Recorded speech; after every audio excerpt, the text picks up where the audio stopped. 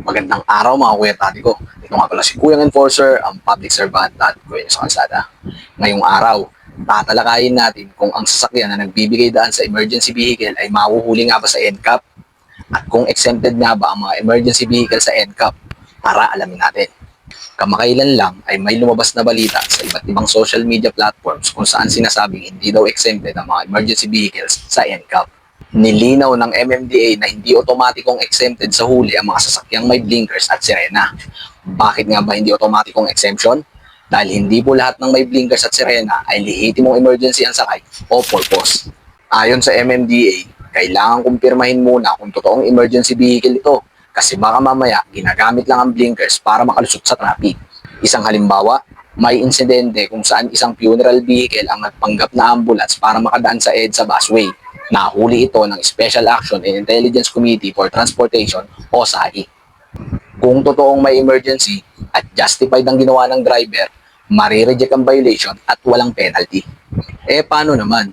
Kung lehitimong emergency vehicle ang dadaan at may mga sasakyang nagbigay daan lang, mahuhuli rin ba sila sa NCAP? Kung lehitimo ang emergency situation, halimbawa, may ambulansyang rumiresponde sa actual emergency at ang mga private vehicle sa unahan ay kailangan tumabi, lumihis o pansamantalang lumabag sa traffic rule para bigyan daan ang emergency vehicle, may konsiderasyon po yan. Sabi ng MMDA, lahat ng mga huli gamit ang NCAP ay dadaan sa manual review ng mga trained NCAP personnel. Kung makitang ang paglabag ay nagugat sa pagbibigay daan sa emergency, maaaring i-dismiss o invalidate ang violation. Hindi rin dapat ma-penalize ang mga driver na malinaw na nagpakita ng malasakit at respeto sa batas at sa kapwa. Sa ilalim ng NCAP, lahat ng mahuhuli gamit ang AI-powered CCTV ay dadaan sa automatic review. Ang ibig sabihin nito, may mga tauhan ng MMDA na mano-mano re-reviewin ang video. Kapag nakumpirma nilang hindi talaga emergency, tsaka pa lang may mai-issue na notice of violation. Kung sakaling makatanggap ng notice of violation pero alam mong nagbigay daan ka lang sa emergency vehicle, maaari itong i-apela sa online filing platform ng MMDA Traffic Adjudication Division. I-scan nyo lang ang QR code or i-click ang link na nasa caption. Kaya mga kuya at ate ko, kung nagbigay daan ka lang naman sa ambulansya o bumbero at nahuli ka sa NCAP, huwag kagad mangamba.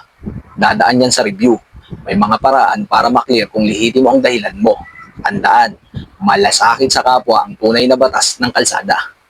Disclaimer lang mga kuys, ang impormasyong ibinahagi ko ay base sa opisyal na pahayag ng MMDA noong Mayo 28, 2025 at layunin nitong magbigay linaw at tamang kaalaman sa publiko.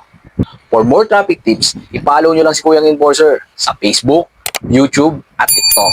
Ingat!